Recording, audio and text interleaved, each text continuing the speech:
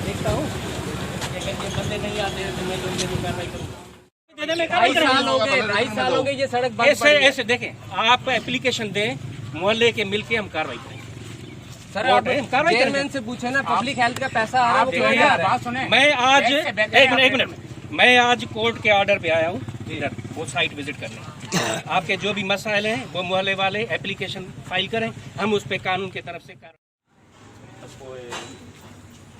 मुख्य जेकी ऐं बहितर सम्झंदुसि कोन हिसाब सां अब ऐसे छो सम्मिला तो उन चयो त पंहिंजे इंचार्ज खे चए थो निगरानी कंदो हिननि जी, वरी ॾिसो चङी तरह सफ़ाई कयो, पानी नथो वञे। ॾिसो असां तव्हांजे सफाई करने के बाद कहाँ से यहाँ से कोने तक और बीच की सफाई करके वो जो रोड पे क्रॉस करता है